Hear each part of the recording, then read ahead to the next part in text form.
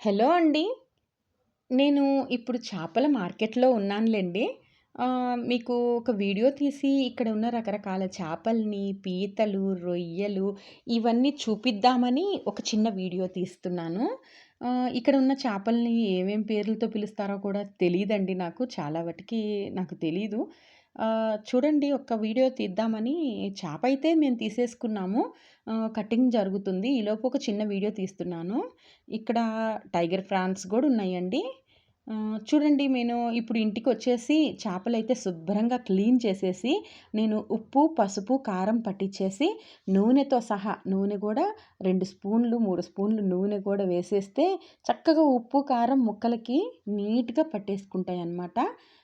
అట్లా కలిపి పక్కన పెట్టేసేద్దామండి. ఇట్లా కలిపి పాతకాలం పద్ధతిలో కొంతమంది చేస్తారు. కొంతమందేమో ఆయిల్‌లో ఫ్రై చేసి చేసుకుంటారండి. ఇది మా ఆంధ్ర చేపల పులుసనమాట.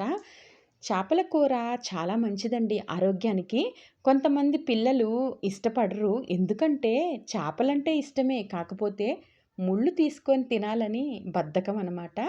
కానీ మనం రోజు పిల్లలకి 2 పీసులన్న చేప ముక్కలిస్తే, మనం చికెన్ కాదు, మటన్ కాదు, కోడి గుడ్డు కన్నా కానీ ఇంకా చాలా మంచిదండి అసలు చేపల కూరనేది. ఆహ్, అసలు ఇట్లా చక్కగా ముక్క ముక్కకి ఉప్పు, కారం పట్టేటట్టుగా అట్లా రుద్ది రుద్ది చక్కగా కలిపేసి పక్కన పెట్టేసుకుందామండి దీన్ని. నేనొచ్చేసి గరం పానీలో అంటే హాట్ వాటర్‌లో నేను చింతపండు వేసేసి పెట్టేసానండి. అది నానుతూ ఉంటుందిలే. ఈలోపు ముక్కలకి చక్కగా ఉప్పు, కారం, నూనె పట్టిచ్చేద్దామని ఉప్పు, పసుపు, కారం ఇట్లా పట్టిచ్చేసాననమాట. ఇక దీన్ని ఇట్లా సెపరేట్ చేసేసి పక్కకు పెట్టేసుకుందాము. ఇక నేను చేపలు ఏ దబరాలో అయితే వండుతామో కొంచెం వెడల్పాటి దబరా తీసుకోండి. ఇట్లా వెడల్పుగా ఉండాలండి. ముక్క ముక్కకి తగలకుండా చక్కగా ఉడుకుతాయనమాట. చేపల దబరా అంటే మనకి మార్కెట్‌లో అయినా దొరుకుతాయి. ఇట్లా నేను ఒక పావు కేజీకి ఉంటాయండి ఉల్లిపాయలు. ఉల్లిపాయ, కరివేపాకు లేకుండా మా ఆంధ్రా వాళ్ళు చేపల పులుసు పెట్టనే పెట్టరండి. అసలు ఆ రుచే వేరండి. ఒక 3 పచ్చిమిర్చి ఇట్లా నిలువుగా కట్ చేసుకొని ఆయిల్‌లో ఇలా ఫ్రై చేసుకోండి. ఇందులో అల్లం వెల్లుల్లి పేస్ట్ తప్ప ఇక ఏమీ వెయ్యరండి. కొంతమంది కొబ్బరి పేస్ట్ వేసుకుంటారు గానీ, కొబ్బరిని పేస్ట్ చేసి వేసుకుంటారు. మాకైతే ఇష్టం ఉండదండి. టమాటా గూడా కొంతమంది వేస్తారు. కొంతమంది టమాటా లేకుండా వేస్తారు. కొంతమంది ముక్కలు చేసి టమాటాలు వేస్తారు. కొంతమంది టమాటాని గుజ్జు తీసి మిక్సీలో గ్రైండ్ చేసి వేస్తారండి. ఎలా అయినా వేసుకోవచ్చు. ఇదంతా ఫ్రై అయ్యేలోపు అసలు టమాటా ముక్కే కనిపించదండి మనకి.